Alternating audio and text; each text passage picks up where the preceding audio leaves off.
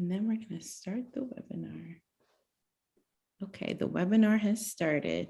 So folks are coming in. Hi, everyone. Thank y'all so much for joining us. We're so excited for the 5th installment of the Radical Black Women series and getting to honor and have a discussion with Margaret Prescod. So we're going to wait for more folks to pop in. Feel free to share your name, your pronouns, and where you're based in the chat. We just love to shout out folks. Thank y'all so much for coming.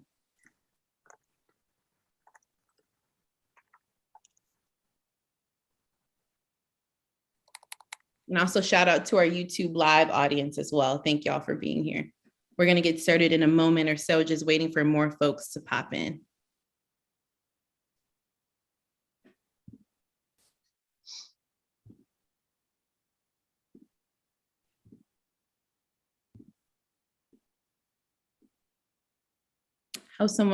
Hi, Jane, she, her, on Holoney land, Berkeley. Thank you so much for being here. Hey, Chris, program director, Robeson House from Philly. Yes. Good afternoon from Los Angeles. Sharon, thank you for being here. Hi, Nina, how are you doing? Glad to know that you're in LA now. Hey, Maya from Manhattan. Thank y'all so much for being here. We're gonna get started in a few more moments as people pop in.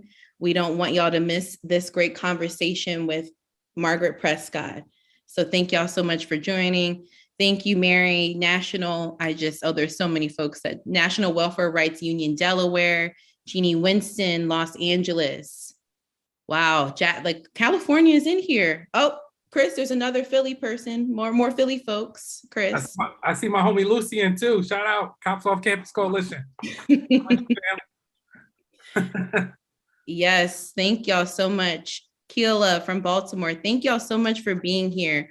We want to get started on time, make sure we have enough time to speak with and have a great conversation with Margaret Prescod. So I'm going to offer introductions. Hello, everyone. Thank you so much for joining us. Like I said before, please feel free to share your name, your pronouns, and where you are based in the chat. My name is Jamie Swift, and I use she, her pronouns, and I'm the executive director of Black Men Radicals. And if you're not familiar with Black Men Radicals, we are simply a Black feminist advocacy organization dedicated to uplifting and centering Black women and gender expansive people's activism in Africa and the African diaspora. I'm so happy that y'all are here today for the 5th installment of the Radical Black Women series. So the Radical Black Women series is a collaboration between Black Men Radicals, the Claudia Jones School for Political Education, and the Paul Robeson House and Museum. And its purpose is to pay homage to historical and contemporary radical leftist Black women. I'm joined by Dante O'Hara, a lead organizer with the Claudia Jones School, and Christopher Rogers, program director of the Paul Robeson House and Museum. Before I introduce our wonderful guest, Margaret Prescod, I want to establish that this is a safe space. So no transphobia, ableism, queerphobia, anti-Blackness, racism, you name it, I won't accept it, and I will kick you out if you do not respect this space, our guests, and the audience, right? So now I have the honor to introduce our wonderful guest for the evening, Margaret Prescod. Margaret Prescod is an activist, author, journalist, and radio host. She is the co-founder of Black Men for Wages for Housework, coordinator of Women of Color in the Global Women's Strike, and joint coordinator of the Care Income Now campaign. She is on the board of the National Welfare Rights Union. Prescod was born in Barbados and immigrated to the US in 1962 as a teenager. Within her first 2 weeks of moving to the US, she was on a picket line protesting against a medical center in Brooklyn that would not employ Black people. In the early 1970s, Prescod started to focus her activism on initiatives that looked to improve the welfare of mothers. She launched the International Black Women for Wages for Housework program with Wilmette Brown in 1975. In 1980, she wrote Black Women, Bringing It All Back Home, one of the first books that explored the relationship between women, immigration, and race, which is why the title of our event today is named after her book. In 1986, Prescod founded the Black Coalition Fighting Back Serial Murders, which was established in response to the murder of 11 women in South Los Angeles. She is presently the host and executive producer of the Sojourner Truth radio show, which is broadcast by KPFK and syndicated by radio stations WPFW, Washington, D.C., and WBAI in New York City, named after the abolitionist and women's rights activist Sojourner Truth. So thank you so much, Ms. Margaret, for being here. Thank you. Thank you so much. And I really want to thank the Black Radical Women and the Claudia Jones School for Political Education, the Paul Robeson House and Museum. And I'm really looking forward to our discussion. Thank you so much for pulling this together. Thank you for saying yes. We're so ecstatic. Yes. Yes. So for our first question, first section of the discussion, we really want to focus on your sojourn into organizing and activism. And so you were born in Barbados, right? And immigrated to the US as a teenager. How much has the Caribbean, shaped and continued to shape your political consciousness? Well, it's my roots and my village, which is Lodge Road in a part of Barbados called Christchurch, is very much a touchstone for me. And it was really critical to, I think, in a lot of ways to what I'm doing now. Barbados is a small island. And we have the distinction of being the only place in the world that was ruled by England, the colonial power, for over 300 years. Some of you might have known that only recently, in November of last year, we broke with the Queen and are now officially a republic. And now there's a lot of discussion going on in other parts of the Caribbean, Jamaica, and some of the other islands with following suit. But the slavery in Barbados was extremely brutal. The island, we have no mountains. We're flat. We're a coral island. We're not a mountaintop. So it meant people enslaved had nowhere to run but into the sea. And Barbados is known for having all of the slavery was brutal, of course. Barbados had that distinction. Indeed, Barbados sent some of the slave masters to the United States to train people in how to torture slaves. There was nowhere for us to run but into the sea.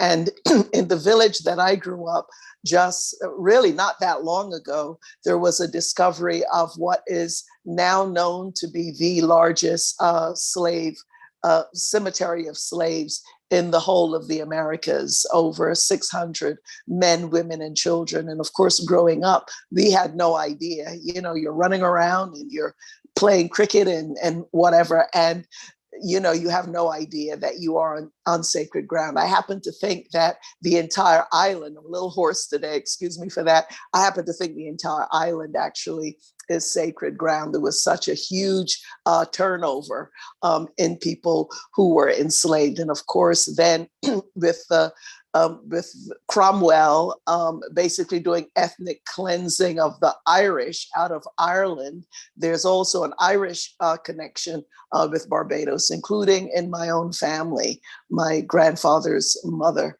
actually, with that connection, who came in as indentured servants.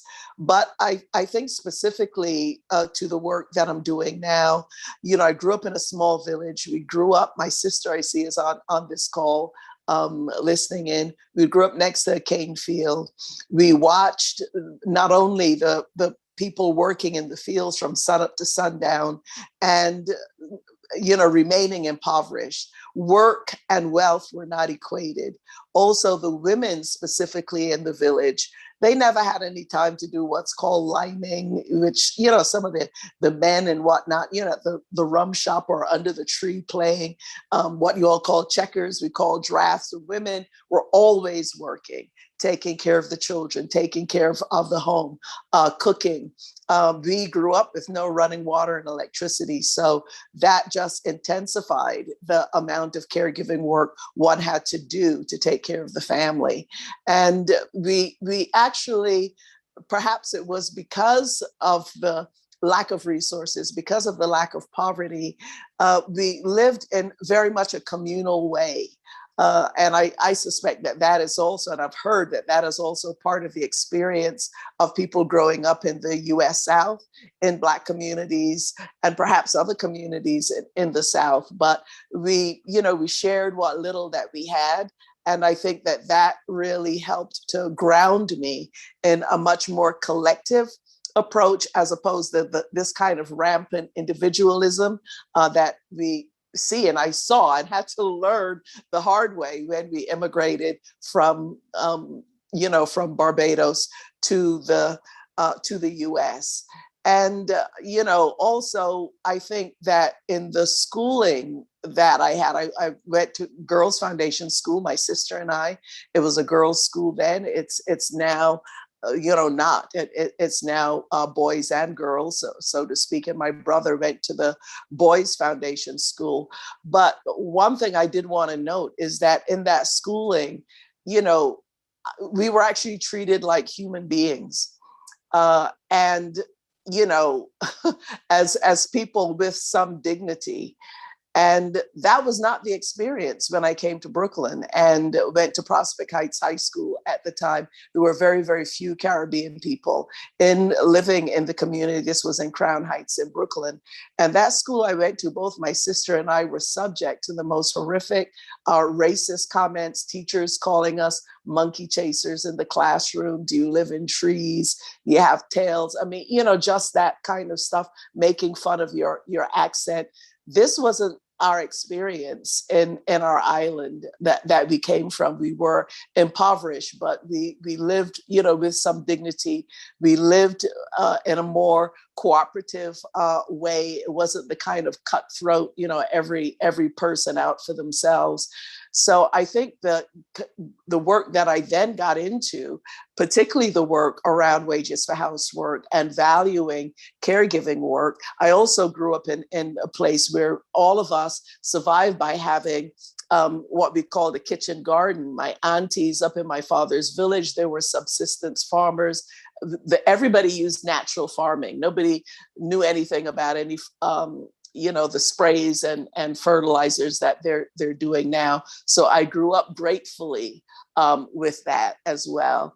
And so all of that experience, I think, helped to inform me with the work that I'm doing now. And hopefully I'll say a little further on about my first foray into organizing and politics in the United States. And my mom and my dad, I have to say, they gave us a really great foundation in these kinds of values. My father was known throughout the village when we had the hurricane in 1955. He was up before anyone, going around the village, even before protecting our home, making sure that all the villagers who didn't have any communication to know that a hurricane was on the way was there. And of course, my mom with the Mothers Union in her church and all of the work that she did, mothering and taking care of so many of the villagers. So I'm really grateful for the experience that I had in my village. And it is still very much the touchstone in my beloved island of Barbados. Thank you for that question. Thank you for sharing. Thank you so much. I'm going to popcorn it off to Chris, who's going to ask you another question. Yes, and just like a great organizer, I think she already seen what was coming. I love this there. And we also have some great comments from, Rosaline in the chat, who's also, helping us share this story about just how communal life was, right? And it reminds me of that Mariam Kaba quote, right? That nothing worthwhile is done alone. And I talk about the many different, ways that you all, looked out for one another. It's just a beauty to sort of sit in on. So the question kind of gets into, when you came to Brooklyn, you talked about, just how troubling that school relationship was, but you wasted no time getting ready and stepping out into the streets. And you're, within your first 2 weeks of moving to the United States, you were on the picket line, protesting against the medical center in Brooklyn that would not employ Black people. Was that specific moment one of your first forays into activism? Or could you speak to some of those other formative experiences where you were figuring out your own, political philosophy and ways of standing in your power? with folks in the streets? Well, I think in the United States, it likely was. And recently, I think in a conversation I had with my daughter and also with Selma James, I think that's where I told the story of when I was 4 years old and my grandmother came. My grandmother immigrated to the United States when my mother was quite young. I think my mother was only 3 years old when her mom immigrated. And she would visit. She came for a long visit and brought my cousin John, John Barton. And the plan was he and I would bond. And then I was the youngest of 3 children, that I would then have the opportunity, so they thought, to return to America, to the United States with my grandmother and my cousin, because we would have bonded. And indeed we did bond. But when the plan was revealed to me, I made it absolutely clear. I asked if my father was going. They said no. Is my mummy coming? They said no. My brother coming? No. My sister coming? No. So I stomped my foot and said, well, I'm not going either, and just ran out of the house.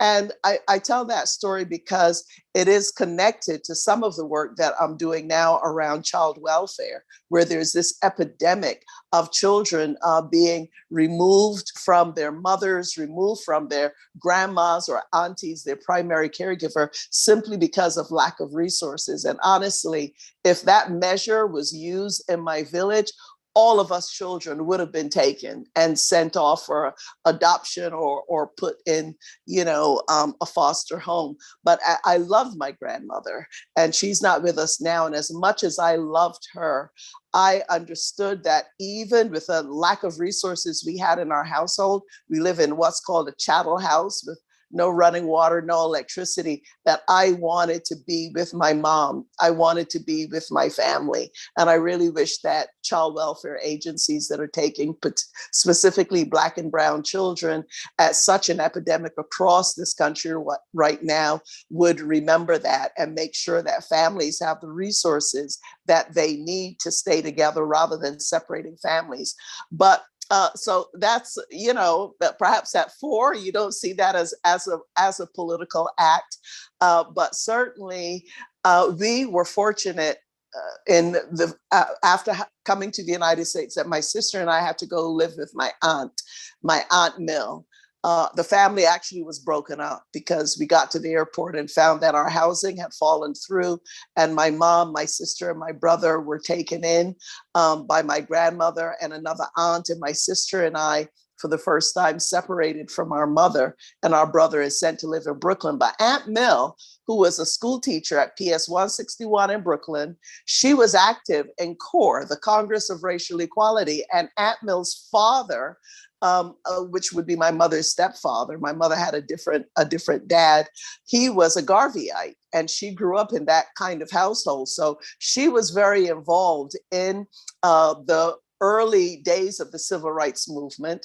And it was really because of her that we just went with her every day down to Downstate Medical Center, where 700 Black people were arrested that summer doing civil disobedience. My sister and I could not be arrested because we would be deported as immigrants. So we would, when they gave the order to arrest, we were blocking cement trucks. We stayed there long enough for the cement to harden. They would arrest people. Then my sister and I had our brown paper bag. We would take a break and have lunch, eat a sandwich, and then we'd start yet another round. So I'm really grateful Aunt Mill is no longer with us. I'm grateful that she was there, and that was the household that we went into. And the churches, we were active with the Black church in Brooklyn, and several of them at that time were major centers for organizing and the civil rights movement. So that was a very, very early training that I had. But in terms of the connection with Barbados, my sister and I, we always wanted, and we started meeting some people, a girl from Trinidad, a couple of other people from Barbados, etc. My sister and I formed our first organization that I ever helped to found, which was called Friends of the Islanders. And the point of it was to somehow show support, gather materials, etc., and send back to our island to those in need. So I suppose those are some of my early experiences. And then as I went to university and got out, and some of the training that I had by welfare mothers in the community control of school struggle in Ocean Hill, Brownsville. But in terms of the early days, that likely was it. Thank you again for that question. Yes, and thank you so much for that answer and speaking and uplifting the names and legacies of so many that inspire us to act, that inspire us to stand up. So thank you for lifting up Aunt Mill. Thank you. And I'll popcorn it over to Dante to keep the questions rolling. Yeah, thank you. Y'all hear me all right? I'm making sure my audio is good. Okay.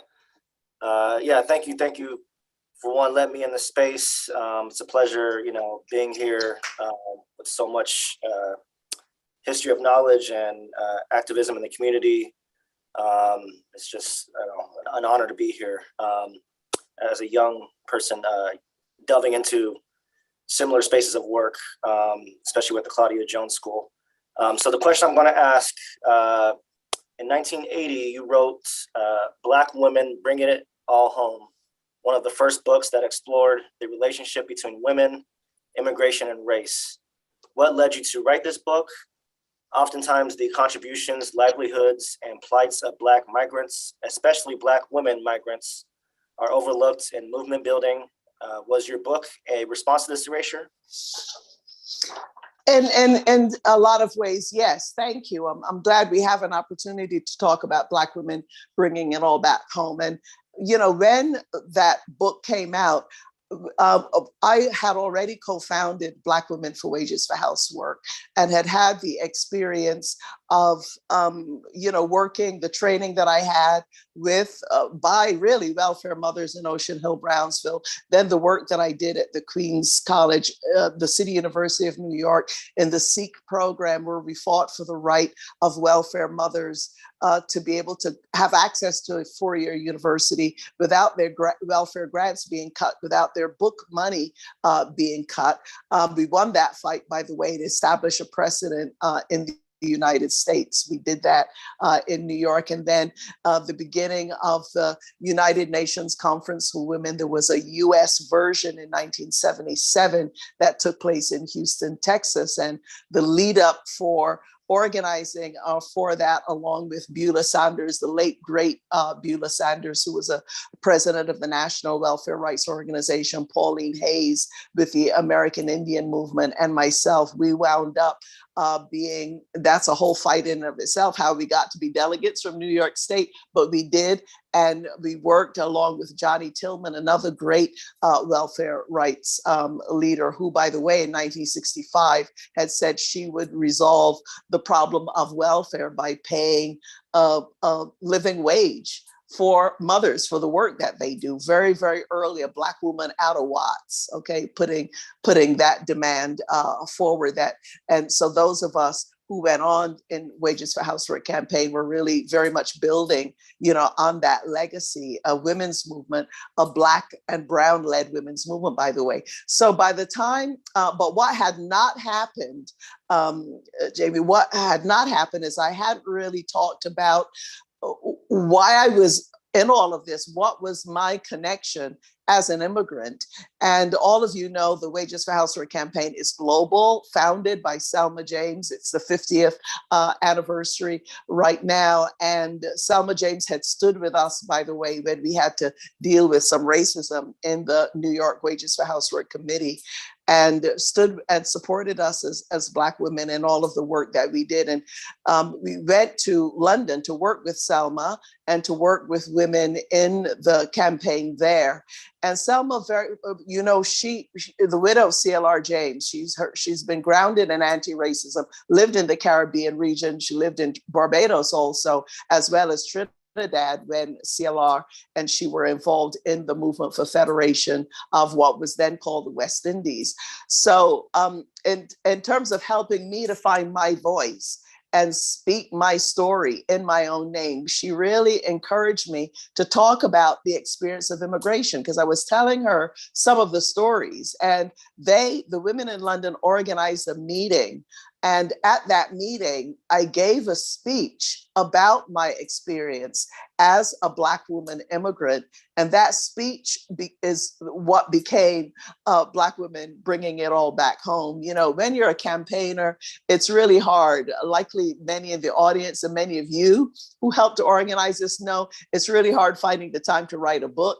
I'll tell you, likely if that meeting wasn't organized and I hadn't given that speech, Black Women Bringing It All Back Home might not have happened, sadly, but I'm very glad it did. And it did set a precedent. It was the first, as you mentioned, of its kind, talking about immigration from a Black woman's experience. And in it, just honestly making the case that we've come to collect this idea that, you know, we're coming and we're draining resources from England or from the United States.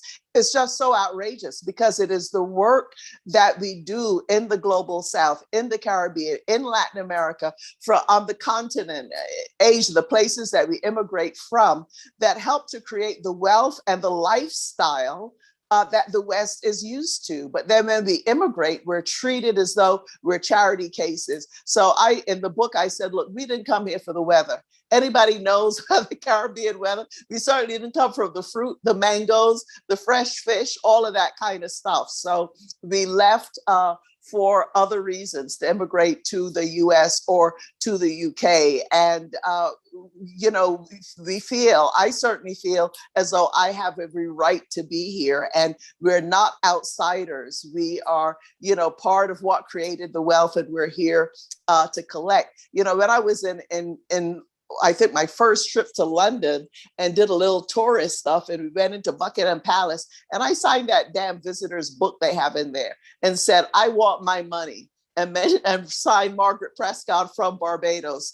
And if you do some research, you'll see the enormous wealth that Barbados created for the UK, but also for the academies, for Harvard University and Brown and William and Mary and Rutgers, et cetera. A lot of them made their way and got enormous amount of money from Barbados in particular, but the slave trade generally. So that's really how that book came about. And I just want to say very, very quickly, right now, I'm supposed to be searching for a co-writer for a book about somewhat of a memoir about my life, right? But also about the work that I've been doing, because, you know, y'all, young people, listen, I just honestly don't have the time to do it with the show that I'm doing, with all of the campaigning that I'm doing. So I'm actively in the search for that. There's a book agency based in New York that really wants to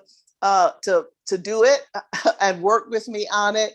And in part, that's because they, you know, it's HBO is also working on a limited series on the work that I've done on the serial murders of Black women in South LA. But I don't want a book to just only focus on that, but really the full body of work. So that's a challenge for me now, just as it would have been a challenge if I just had to sit down and start from scratch and write, as opposed to tell the story. And based on telling the story, that book then emerged. So that's how that happened.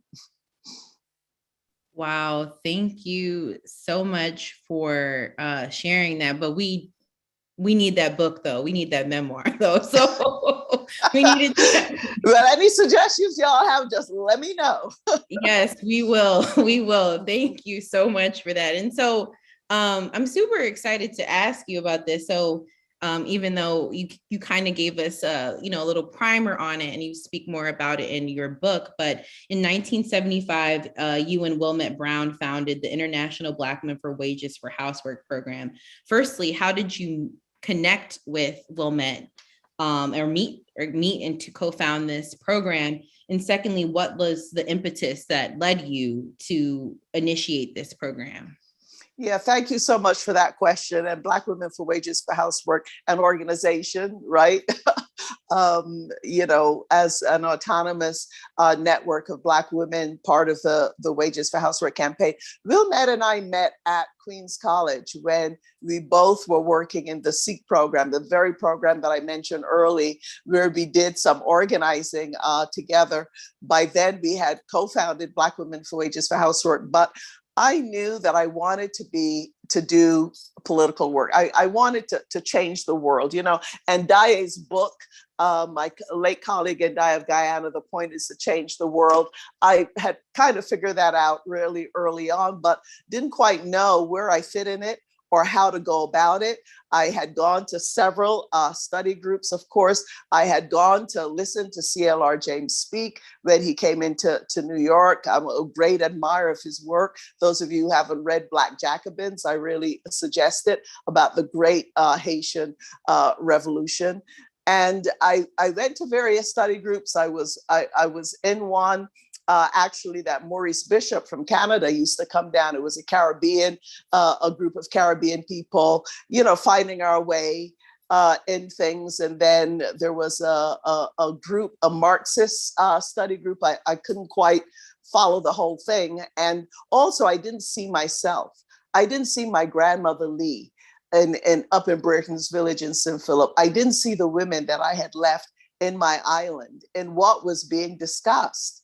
And I felt that I just didn't connect with a lot of it. And so when Wilmette and I met, and she had recently returned from South Africa. She was in the Black Panther Party in the Bay Area, and then went to the continent to work with African liberation movements there. And we met and we ran into information on wages for housework. And, I kind of connected with the training I had from by welfare mothers, but also my experience in the island. And so that's how we met. But the reason we just didn't go and join, for example, the New York Committee, Wages for Housework Committee, which we then broke with on the question of race, actually, is that we wanted to organize as Black women. We came out of both of us by then. I had also been involved in the civil rights movement, Wilmette more in the militant Black movement. And we wanted to organize as Black women, but we weren't separatists. And the reason for that is that we had big ideas. We actually wanted to change the world. We knew that in our own specific corner, only as Black women, we couldn't do it on our own. So we needed to find a way to work across race and to work across sector. And the Wages for Housework campaign from its start was also global, right?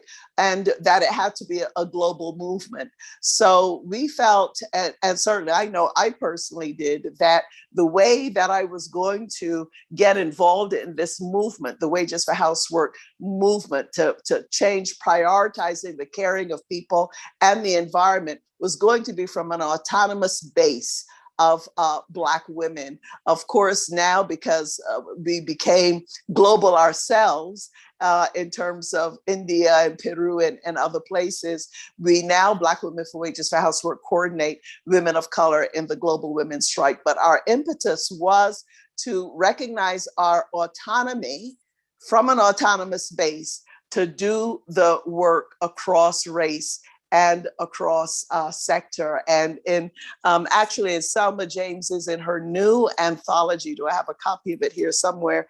Our Time Is Now. She has a really good chapter on autonomy that a number of us also had some input in.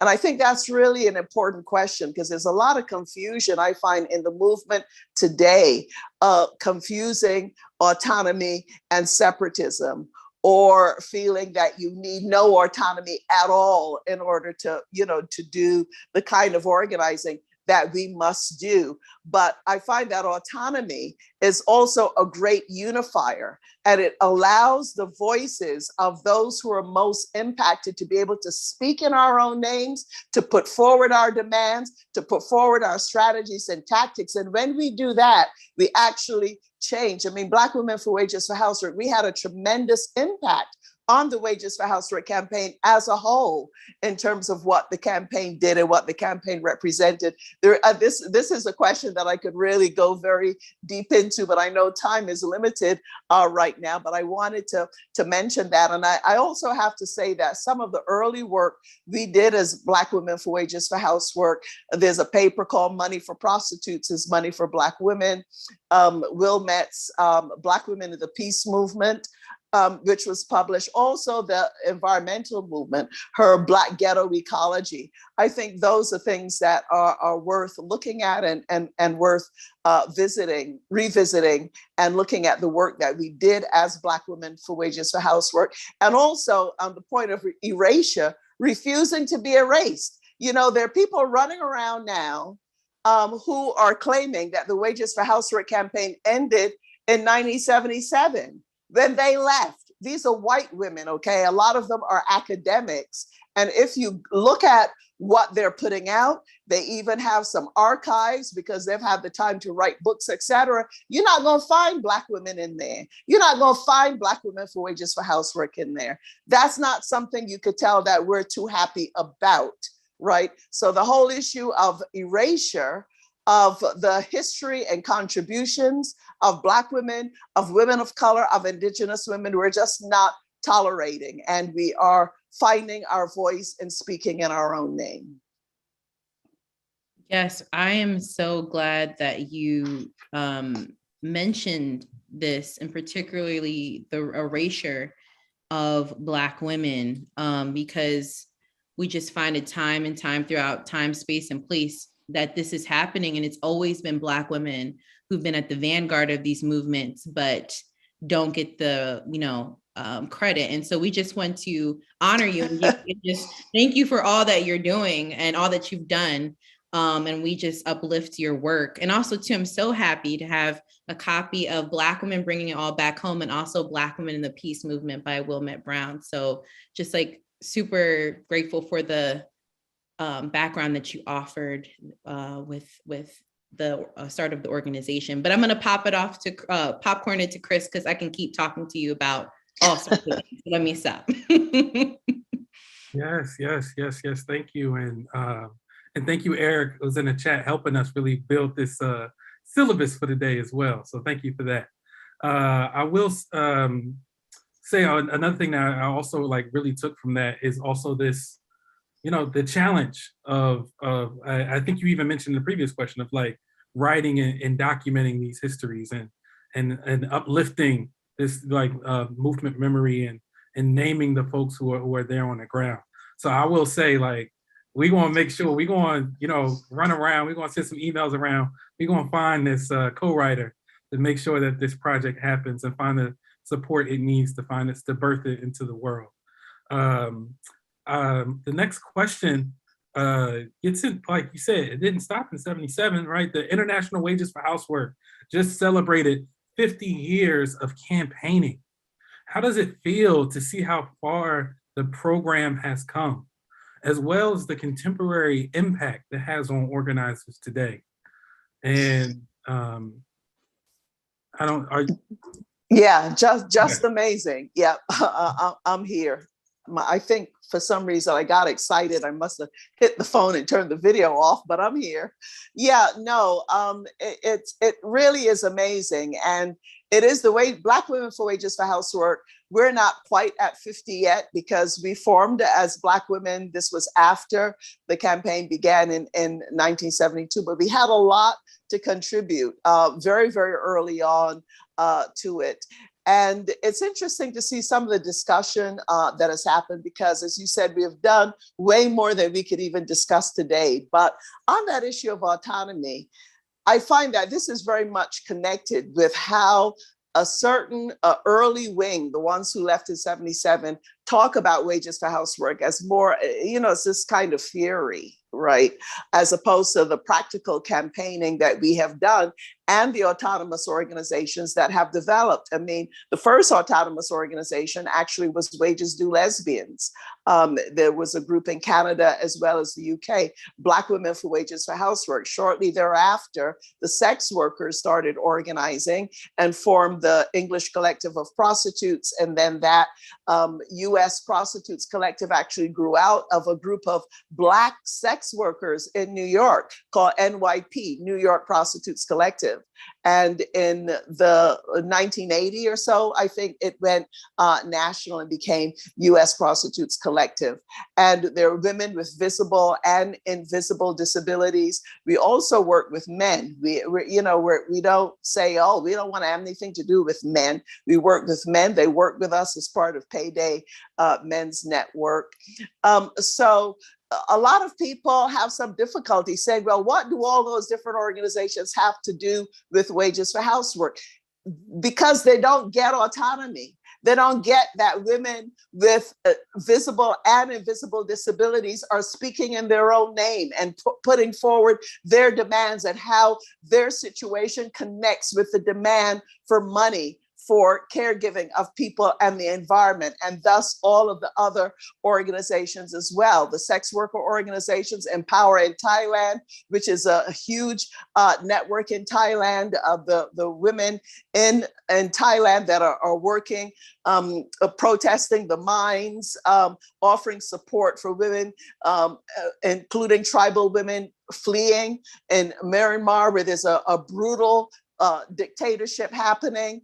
So to understand that these are voices of people speaking in their own name. And what holds us all together is that we do want what we're calling now a care income. We do want the trillions, not billions or millions, the trillions of dollars that our work creates, just our unwaged work alone. I'm not even talking about the low wage stuff. I'm just talking about the unpaid work that we do in the home, we do in the community, and we do in the land. It is trillions of dollars to the economy of this world, but we are not getting it back in our communities to care for ourselves, to care for our elders, to care for our children, to care for the land, but instead, a lot of money going into war, into destabilizing governments, whether it's undermining Hugo Chavez in Venezuela, the Bolivarian Revolution, President Aristide, and the first democratically elected president of Haiti. Our money the wealth that we created is being misused, okay? And we want to reclaim it.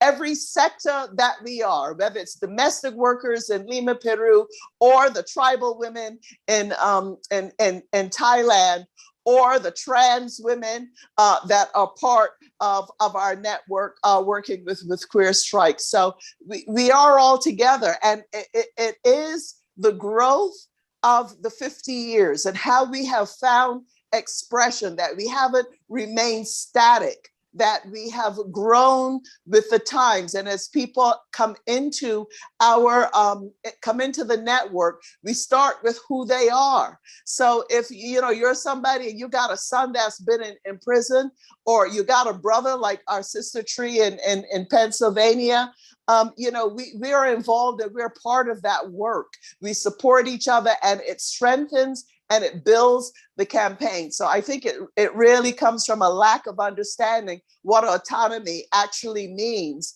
to dismiss, say, well, y'all just seem to be like, y'all are just a bunch of different organizations, right? And we are autonomous organizations, but they don't see the unity within autonomy and what we have been able to build, and the success that we have built with the UN resolution that we won, that governments agreed to after a lot of pushback from the United States, to measure and value unwaged work in the home, on the land, in the community. Trinidad and Tobago was one of the first ones to start moving on it.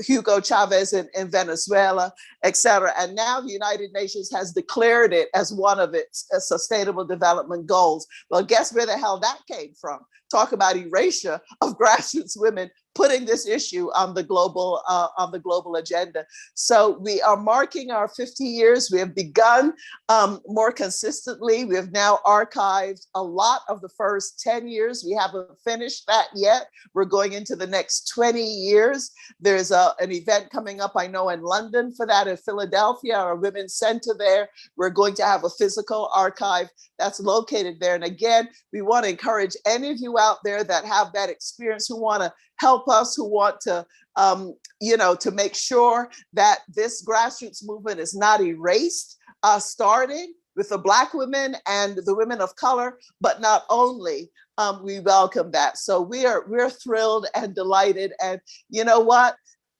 When I look at the body of work, I just can't believe how much we have done. I mean, it's an amazing amount of work. And I really hope that that history and those voices are not lost. And we have to do everything we can to make sure that doesn't happen.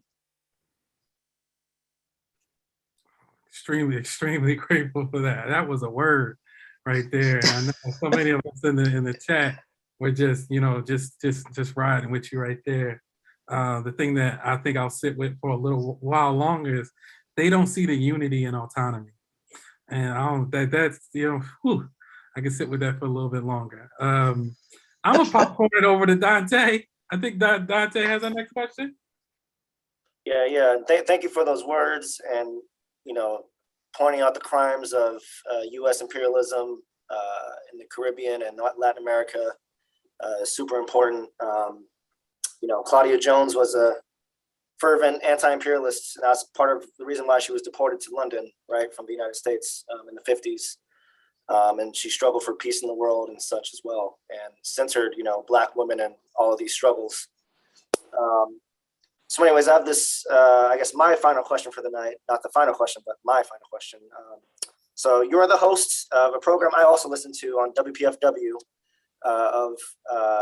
and executive producer, of Sojourner Truth Radio Show, which is broadcasted both by KPFK and syndicated by radio stations like WPFW here in Washington, D.C. and WBAI in New York City. How has journalism been a tool of resistance for you?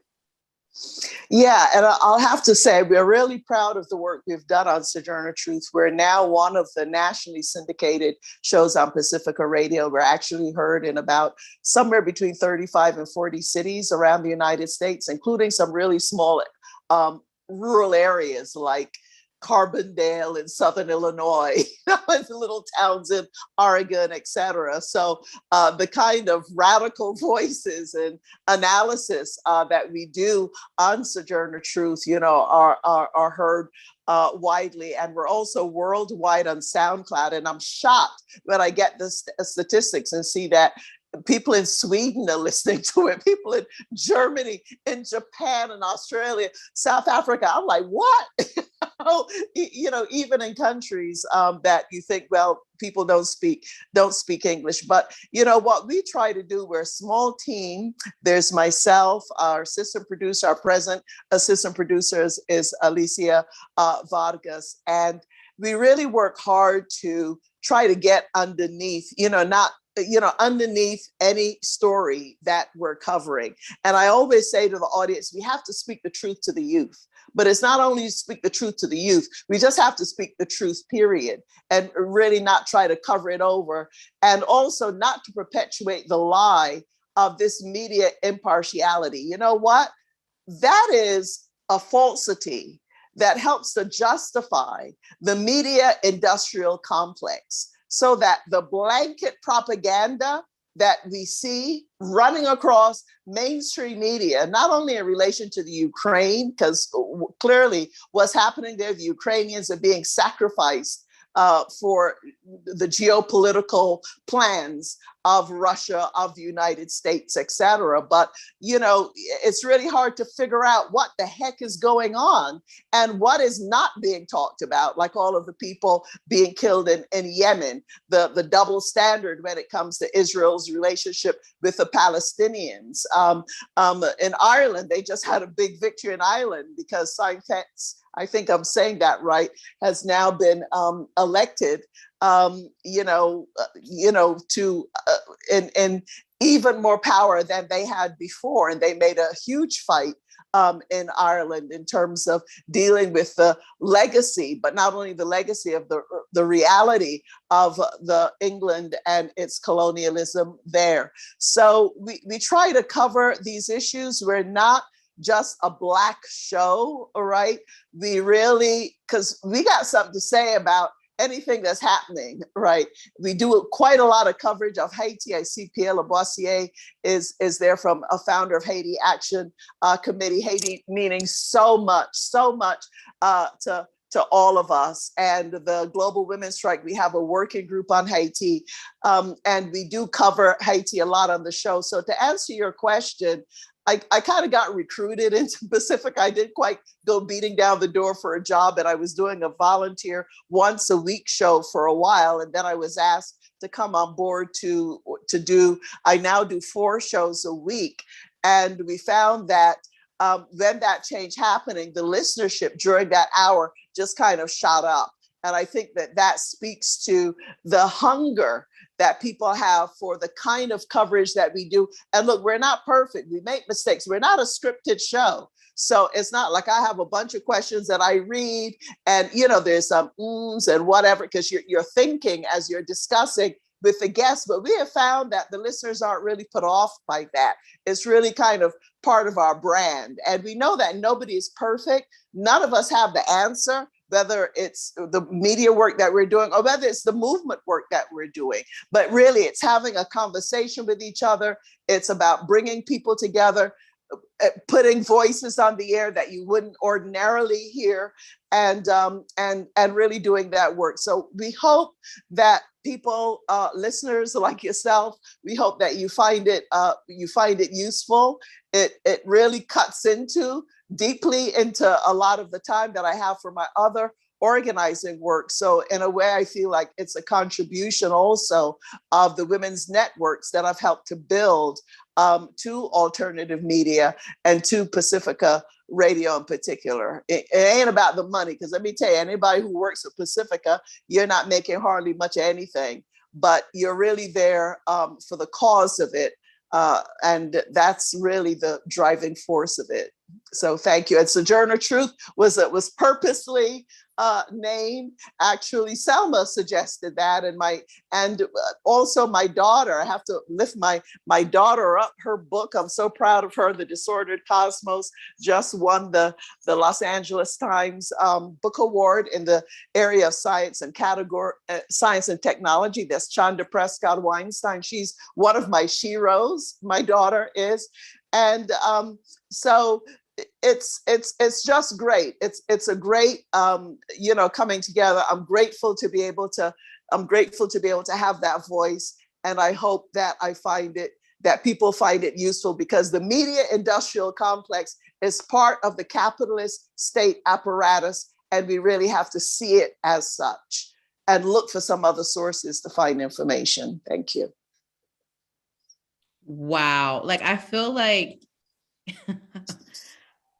I'm learning so much, and it's like you're just I'm absorbing it all in, especially as myself being a journalist. Everything that you said resonated so much. So thank you for all that. And the chat is just popping off, agreeing with you. And I also want to mention that, Margaret, we have a couple more questions for you, and then we're going to open it up for a Q&A discussion, right? So I see folks have already populated their questions. If you want to ask questions to Margaret, and please soak in all this wisdom and information, right? Please use the Q&A button at the bottom of your screen to ask your questions.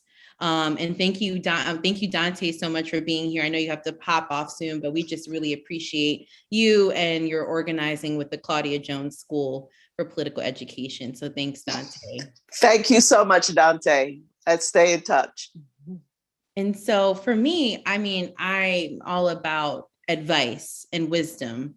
And so my question for you is, what advice would you give to organizers today, since you literally continue to lead in all certain aspects in all various sectors? So what advice would you give to organizers today? Right. Well, I think the first thing and challenge, and this is particularly difficult, in the United States where there is no welfare state. What little bit of resources people had to survive on is being constantly chipped away. Similarly, the thing is happening in Europe as well. And so it's always the challenge about just basic survival, like keeping a roof over your head, as well as doing the organizing and community work that we must do. Because, you know, when you think things are bad and can't get any worse, well, guess what? They could. There's no guarantee that our movement will win. So if we don't do the work, we don't put in the work, you know, anything could happen, and there could be more suffering. So, you know, I know for a lot of young people, and there's been some reading about the NGO industrial complex, for example. You know, a lot of young people who want to do good work and get involved in an NGO. And I'll have to say, our network, we have a Category 2 NGO, the Women in Dialogue at the United Nations. It's not like having a non-governmental organization, or it's entirely an educational charity, by the way. It's not a campaigning organization, isn't useful.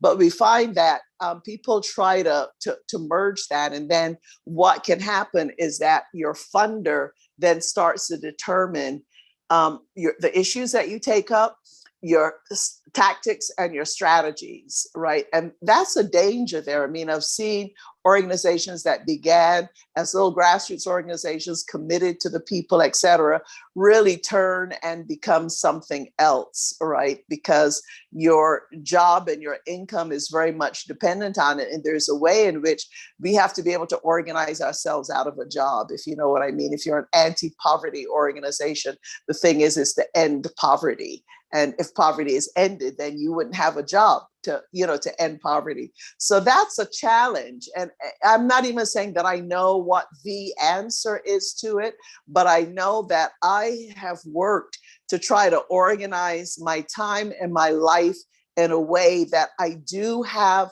as much a quality of time as possible. Not ideal. It would be great if I were able to do more, but to have as much quality of time as possible for movement work, right? Because that's really important. The other thing is that I do think, just looking at if to use that word, our class as a whole, that we do have to get away from the idea that the working class are only people who go out to wage work, only at the productive sector, what I call the fetish of the productive sector.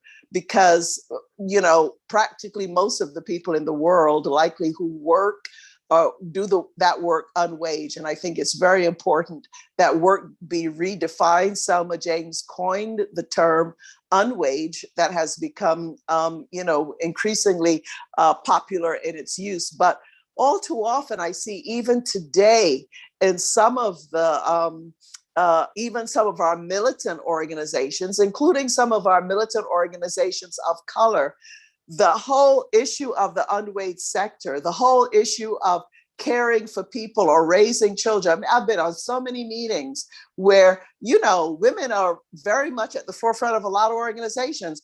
They got their kids running around. They're trying to do the work. They're trying to give the speech and whatnot. And the kid is running back and forth, raising hell. But yet people don't make a connection with caregiving and the lack of resources for it as political. It is still set aside as though it is something else. And it is extremely political. And if we don't end that capitalist lie, that it's only the wage sector that they're exploiting, they're also exploiting the unwaged sector, we are in some trouble. So I think, just in terms of some of the advice I would give to folks who want to go into doing some organizing, and also we're all responsible for the points of references that we choose. Some people may decide, hey, I'm going to go along with, this particular stray. Well, you are responsible for that. And if you're involved in something that then turns out to be corrupt, that turns out not to be taking us in the direction of bringing people together, of fighting corruption, of fighting imperialism and all of that stuff, and bring people together again from an autonomous base, then we really got to question, what is it we're doing? Is it building a career, or is it building a movement? And I think that's a question that each and every one of us have to ask ourselves each and every day. There's a lot more that I could say on that, and I'll put my email in the chat to anybody who wants to continue that conversation. But I really worry quite a lot about the young people who are really trying to find their way and fight for the time to make a movement. And some are making a movement, and then you watch the buying off that happens, and the reality that folks, you don't want to end up out on the street without anything over your head. So you wind up taking some little job, and then that cuts into the time that you have to do your community and organizing work. So it's an ongoing challenge, and something that we really have to face and wrap our heads around. And I'm sure Black Women Radicals and others of you who helped to put this together, these are some of the very questions likely that you are grappling with. Definitely. Thank you so much for just offering that advice, that wisdom, because we definitely need it. So thank you so much. And I'm going to popcorn it to Chris, who's going to ask the last question. Because we could talk to you for hours, but we're not going to do that. We got to respect your time. I'm sorry, my answers are a little long, but y'all asking some deep questions here. No, what can I do? Your questions are perfect. So they're perfect. And I feel invigorated and recharged. So thank you so much. You have no idea. Yes, sharp, useful, forward moving. Thank you for all your responses so far. And this one, we can consider it just a little bit selfish, so to speak, for the series' sake.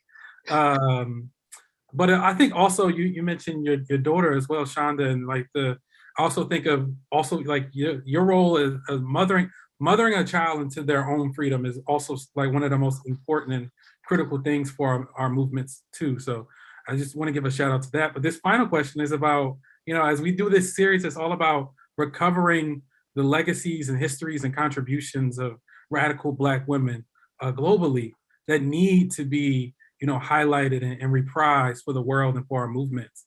Who are some of the radical Black women that inspire you? We heard of Aunt Mill. Oh my God. My grandmother, my mother, my sister. Okay.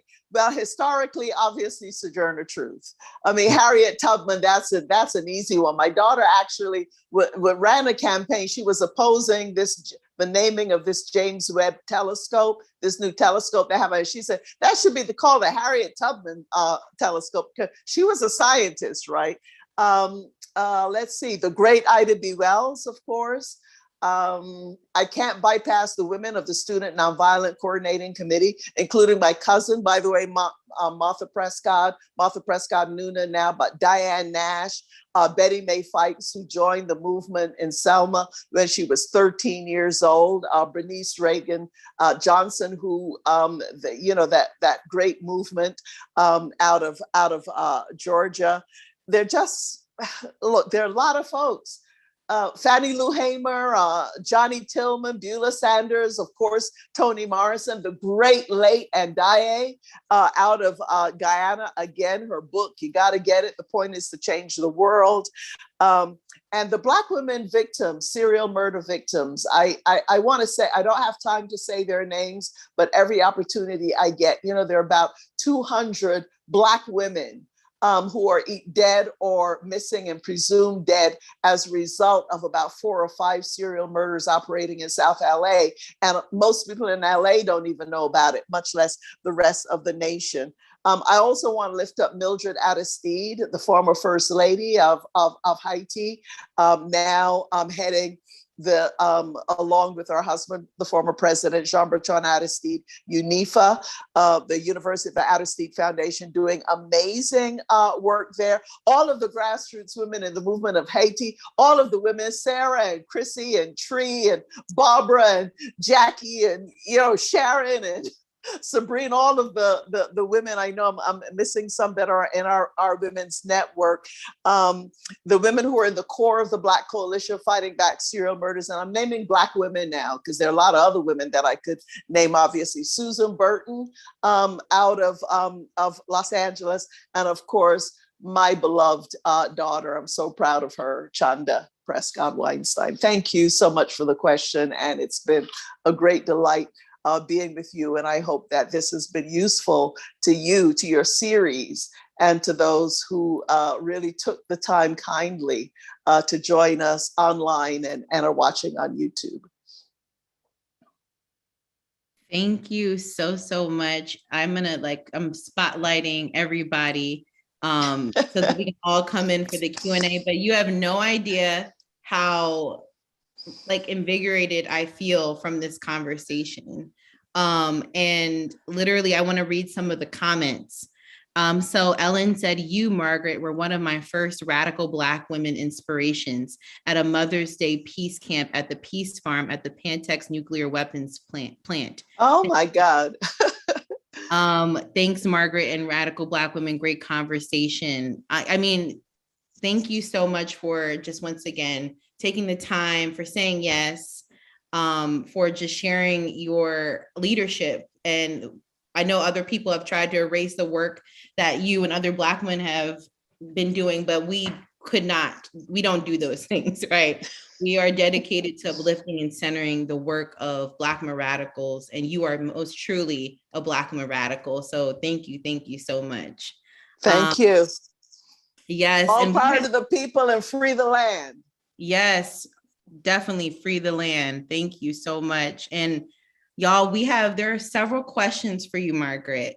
And so we also want to honor your time, and we know that you've been speaking a lot, but we're going to get through some of these questions. And I want to just say a comment or share with you a comment that Zalika, one of our good friends and also just an amazing organizer, wanted to share with you.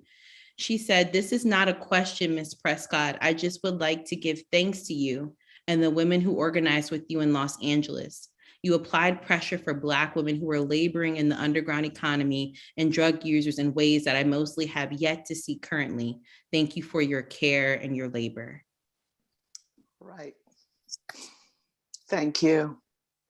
So we're all part of each other. We are our sister's keeper. And when we say their names, we also have to say the names of the women who are considered throwaway because the police refer to them as crackhead hoes, no humans involved. I mean, nobody has stood with those women, and we intend to stand with them.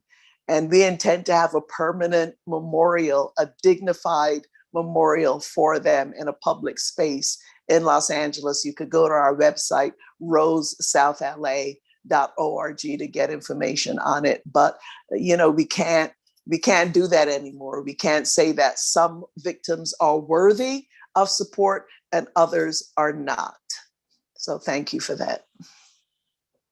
thank you so much. Chris, did you want to ask we can popcorn with the questions?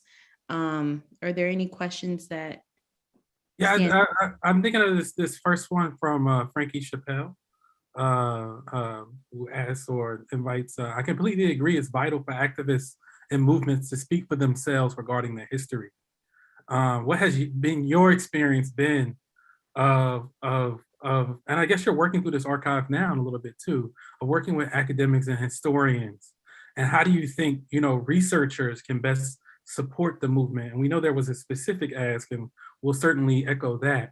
But how can, as researchers, how can we best support movements in terms of movement histories and bringing those things alive, that is not just the past, but it's present and its future forward? Yeah, I mean, that's such a great question, because there has been a long and historic tension between grassroots movement and people who are quote unquote academics. And there are also people in the academy who have, who also connect and help to lift up grassroots movements and voices. But that doesn't happen all that often. Often what happens is we find our movements reflected. Somebody will write a book and we'll see our movement reflected in ways that we wouldn't have put it forward in that way. So, hey, wait a minute, nobody asked us about that, right? So I think there has to be a lot more accountability on the part of the academic community. I'm not one to say, look, I want to throw academics under the bus. I know there's a lot of anger, around that. I really like to find a way to bring people together and to figure out a way that we could work and support each other. We know that, for example, Robin Kelly, a historian out of UCLA, he is helping us now with one of his graduate students, making a student available to help us with the work on the archives. This is really important because what the hell do I know about archiving? You know what I mean? There are different parts of it. Some of the Black Coalition Fighting Back Serial Murders archive, some of it is in the Southern California Library in Los Angeles, but it is only a small slice of that work. I can't tell you, I got boxes in my garage, okay? You know what I'm saying? It's like movement history that's right there, that as a campaigner, you're busy, you're doing stuff, you just don't have the time. Next thing you know, none of us are guaranteed to live forever. Next thing you know, you're not here and those voices are gone. So we really need that kind of help and support and accountability. There's a lot of research that we need to happen. I mean,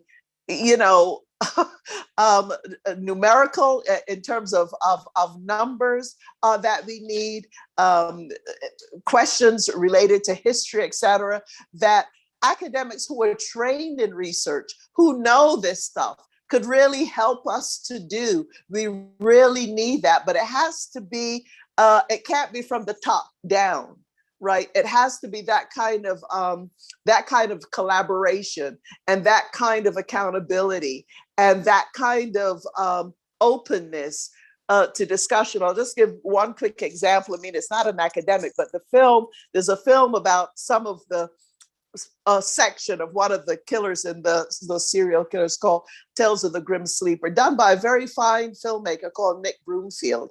And when Nick first approached me about doing that film, I don't want to have nothing to do with it. I'm like, you media people, you film people, it's all caricature, you're just going to rip us off, whatever. And I literally chased the man away, but he was persistent. And in the end, we wound up working with him. The film, I think it's still on HBO, called Tales of the Grim Sleeper. You might want to take a look at it.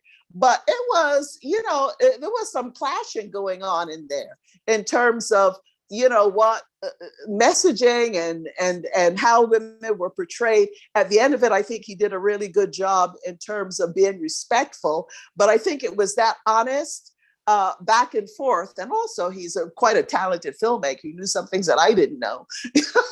So I think it has to be that kind of interaction and interrelationship and respect for the grassroots and getting our point of view and making sure that our story is told in the right way. And if you're collecting archives about our work, let us know. I just found out last week about 2 universities that have archives on our work. We had no bloody idea, okay? Well, we want to get access to it, but this is part of the beef that we have with academics who have, some of whom have ripped off Selma's work, my work, and other people's work. And, that has really got to stop, because we can't win if we don't do that kind of coming together. You know what I mean? The community and the academy has to happen. I totally agree. And Jamie, I'm going to just do a quick plug here to say that the Robeson House, we are now currently in the midst of a project to build our own room for community archives. We're working through our own collections of the West Philadelphia Cultural Alliance and our Robeson history and legacies. But part of that work is creating this platform, this space where we can build cohorts of community, community folks, more so than academics, but certainly with academic support, to think about how we are narrating our histories and creating those platforms to bring content and stories out into the world in multiple ways. You know, some people do books, some people do podcasts, some people do little documentaries, but it's all important that we keep the memory of our movements, the types of contributions and frameworks that help us, you know, advance liberation work in the present of our community. So I'm really thankful for that answer. And as someone who's finishing up his, you know, final year as a dissertation, also this call in, right, to accountability and what it means to be a worthy witness or accompany movements in this work. But back to you, Jenny. And you could do movement building from wherever you are. I mean, you know, that's the thing about it. You know, there was a woman in the campaign whose husband was an oil executive, and she was down with us, right? My daughter had, you know, if you read her book, she tells some of the stories about how her support for the indigenous Hawaiian people opposing the building of the new telescope on Mauna Kea, which is a sacred site to them, how she was trashed and attacked by she's a theoretical physicist. She's supposed to support this kind of thing, but she made that decision and helped to found Particles for Physics, Particles for Justice, and the organized a strike of scientists where hundreds of scientists from across the world went on strike following the murder of George Floyd. So wherever you are, you know, you can do something. You know, the Earth Firsters, that radical environment, they always said, you got to do something. Just do something, right? Yeah. Yes, and thank you for that. And this is why we're having conversations. Even this is a part of the archive with you, right? And you were saying some amazing names of Black women, Johnny Tillman, Bernice Reagan Johnson. Some people don't know those names, right? And so it's not about extraction. I think a lot of academics extract and reinforce imperialist thinking. It's about working with each other, collaborating. And so like, we're grateful for your wisdom on this, but also, like Chris said, bringing us to the forefront and calling academics out, because some of us have our feet in both academia and then community organizing. And so just thank you for that so much. And I wanted to read a comment from Peggy. Margaret, I'm blown away by the breadth and depth of your organizing and analysis. Thanks to the organizers for providing this opportunity to hear from you. So thank you so much. Thank you. Thank you. So my next question, I just saw another, there's so many. How do you persuade people in autonomous organizations of the importance of working with other autonomous organizations? Right. Well, you know, if you're not prepared or finding the way to work for others, what are you really doing? You know what I mean? What is your purpose? You know, just to like feel good about yourself and, you know, say, oh, I'm making a contribution and you go home and you feel good. No, this is hard work. As my friend, Haitian campaigner Pierre Labossiere always says, they don't call it a class struggle for nothing. This is hard work. We got to do the work of talking with each other, you know, even when we don't agree, okay? And find our way. What is it that we have in common? What is it that we can do together? But what we're not going to tolerate is when you're going to go and scab on somebody who has less power than yourself. And let me give an example of that. There's something that I am increasingly calling imperialist solidarity. There's a lot of that happening in relation to Haiti. I'll tell you what I mean by that. You've got progressives and lefties running around who are saying, yeah, I'm in solidarity with Haiti. Are they working directly with the movement for democracy on the ground in Haiti? Are they being accountable to people? There are a lot of people running around, you know, to the social forum, the World Social Forum. There's an event coming up in Los Angeles, an alternative to the Summit of the Americas, where I'm hearing. Oh, Margaret? Chris, can you hear Margaret? Oh, you can hear her? Oh, it went out, but she came back. Oh yeah. Oh, wait, now are you? Oh, I'm sorry. There you go. You're back now. Okay, you're back. You're back now. Yes, yes, yes. Yeah, of this imperialist solidarity. So the thing is, when I ask people who are trustworthy on the ground, have you been contacted about it? Haiti Action Committee, Pierre Lebassi, they just marked 30 years of doing this kind of solidarity work in Haiti. No, they have not. So you've got some progressives who know better than the people who are making the movement on the ground. And they happen to be in the United States or in Europe. And you know what? I'm starting to call it out and calling it imperialist solidarity, because you may be doing good work in other areas. For example, in ending poverty, the United States movement is very nationalistic. They're not paying attention to what the hell is going on in Myanmar, to the Karen people women who are running into the forest with their children, to what is happening to grassroots women on the ground in Haiti. Come on now. We used to talk about we live in the belly of the beast. We need to hear more of that right now. We cannot just be concerned about what's happening in our own community, our own country. You know why? Because we are in the belly of the beast. And whatever we do here, the people who pay the greatest price for it are not us who live in the United States. They're in the Congo, or they're in Nigeria, or they're in Haiti, or they're somewhere else. So we need to wrap our heads around looking at what is happening globally, to look at our own tactics and strategies. What points of references are we referring to? Who are we accountable to? And putting our money where our mouth is. Send some money to some of these movements so that they know what to do with it. They don't need for us to tell us, oh, this is how we want you to. No, these are people who are being killed, whose lives are on the line each and every day, and they are calling us to account, and rightly so. I'm sorry, I went on a bit of a rant about it because it's just something that's been pressing on me real bad right now. And when people behave in that way, they have to understand it causes lives on the ground. It puts people in danger, and you could feel good about yourself and somebody's getting killed because you were careless and because you weren't accountable. So we got to wrap our heads around that if we're talking about movement building from an autonomous base and how we're working with others from an autonomous base. One, I'm really sorry. No. I went on. I appreciate you because even that vocabulary is something that's, critically important for us to just, sit with, think about, talk with others about.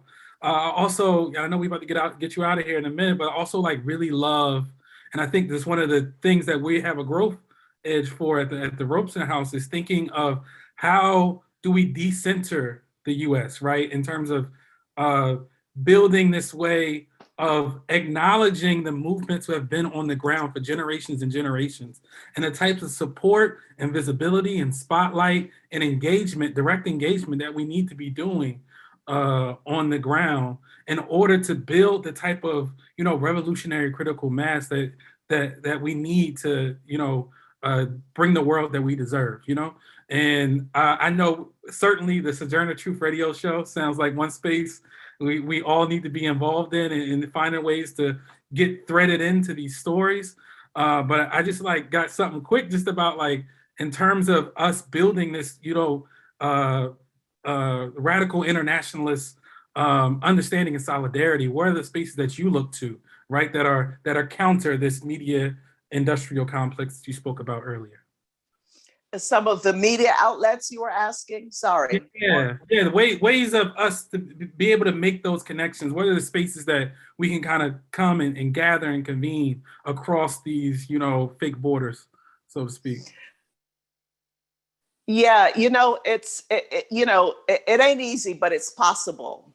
And if it's possible if you want to, and it's possible if you know that where the accountability has got to be. For example, and I mentioned Haiti, you want to find out what's happening in Haiti. You want to figure out how you're going to support what's happening on the ground in Haiti. The go-to that I go to is the Haiti Action Committee, because I know the work. I've been on the ground several times in Haiti with the movement and the people. Let me tell you, let me say something about Haiti. Most impoverished place in the Western Hemisphere. I have never seen a group of people with such revolutionary spirit and determination as grassroots folks in Haiti. They may not know how to read and write. They may speak the Creole, and people may put them down and saying, oh, y'all doing voodoo and all this kind of business. But you know what? They know the history, and they know that they are still trying to complete their revolution from 1804. And everything that has happened, that is happening with them now, they make that connection going back to the US, occupying Haiti 19 times, the coup in 2004. They know exactly what they're doing. They're ready to put their lives on the line for it. And they are amazing organizers. You know, last time I was down there, they would say, you know, the movement people would say, you know, there's going to be a lockdown of the Capitol. But everything in the morning looks perfectly normal. Cars are going around, people are moving around and whatever. And I said, but what's happening? You know, I was down there with my assistant producer to cover it. We were the first international journalists in La Saline for the massacre there. They said, you just wait about half hour. Half hour later, streets are shut down. Tires are in the middle of the road. You know, you got to go through burning tires. I mean, the martinage, I don't quite know what the name of it, but it is an old tactic from the Haitian Revolution. They know how to gather people quickly. They know how to disperse quickly. There is a level of grassroots organizing that I wish I knew. I could learn a lot from the Haitian people. That's just one example, brother, okay? So, you know, I don't do anything when it comes to Haiti without checking with the folks. And I know who those folks are. Sometimes they're invisible. I'll land at the airport and somebody will come up to me and whatnot. They know who you are. Turns out it's people from the movement. It could be a street vendor. It could be whatever, you know what I mean? It's like, this is the movement. They come out of nowhere. You know, lavalas means flood. It means flash flood. People are like that, okay? We need to learn those tactics. We need to learn those strategies. And we could only learn it from the people, and we could only learn it to be accountable. We're not going to learn it if we're going to hand pick and say, oh, you know, we're only going to listen to this one over here and forget the rest of the movement. That's not going to happen. That's just one example. But there are other examples when it comes to Myanmar, when it comes to Thailand, when it comes to Brazil, when it comes to Venezuela, when it comes to Peru. Hey, you know, it can be done. And I'm really so encouraged by you all to know that you all are thinking about this and thinking about how to do this work and how to break out of this illness of nationalism and individualism that we are trained in this country. It is a daily work to throw it off and become what Frantz Fanon says, a new human being that is created in making a movement. I'm honestly, Chris, like, I know we have like thousands more questions. Like, Margaret, you have no idea how this conversation has uplifted my spirit in more ways than one that I can't share on this call. But just please know it has been an honor, even just hearing you talking about learning from the people of Haiti. It reminds me of when I interviewed Sakari Ekene. They are a British Nigerian radical, and they do a lot of photography and interviews in Haiti, and just them saying they were electrified by the Haitian people and that we have a lot to learn. And this is why it's imperative that we learn not just from a US-centric framework, but look back at our histories, right? What about the Maroons, right? In Jamaica? What about in the Caribbean? What about the Quilombos in Brazil? What about the Palenques? I mean, how do we go back to those histories and apply them to our contemporary organizing? You are, like I said before, Margaret, a Black woman radical, a radical Black woman through and through. And just thank you so much. I'm so inspired by you. I've been waiting to have this conversation for a long time, and you have made my life. So thank you so much. Thank you. Thank you so very much. I appreciate y'all. And Chris, Send me the other questions I didn't get to answer, so I'll know what were on people's minds. All right. yes. Thank you. You are so committed to the people. I love it. Absolutely. We need each other, don't we? Yes. All right. And Chris, would you like to say anything before we No, close? I think there's been some wonderful events. There's the Poor People's Campaign is a tour stop in California that's coming up. I don't know, Margaret, if you want to speak just a little bit about that, just in terms of just like if there's anything coming up that folks need to be aware of. I'm thankful for everyone that's here. I'm thankful, yes, the recording will be out. Certainly replay, rewatch, share, let your folks know. Yeah, go to the Poor People's Campaign. I'm part of it. I'm on the California coordinating group. May 16th is the Western Regional Gathering in Los Angeles. Go to the website to get information on it. And also June 18th in Washington, D.C., the expectation of 100,000 people from across the country, urban and rural, with this building, this fusion movement, bringing together poverty, standing against racism, poverty, the war economy, environmental devastation, and the twisted moral narrative in the United States. Beautiful. And that march also reminded me, I got to give a shout out to Jamie and the work of the Defend Black Women's March that's coming up. It sounds like it's all connected. And oh, yeah. As we're doing with my co-chair and comrade and friend, Trinice, Defend Black Women March, honoring Marielle Franco and Black feminisms in Latin America and the Caribbean. And so we just really want to center our Black sisters and siblings in Latin America and the Caribbean. So we're going to uplift your work, Margaret, of course. Thank you, Chris, for the plug. And just once again, Margaret, thank you so much. There's other people who have questions. So if you didn't mind if I send them to you after the call, but this event will be available on Black Men Radicals YouTube. And so please go back to reference and share and learn again and again from the Margaret Prescod. Thank you so much again. Thank you.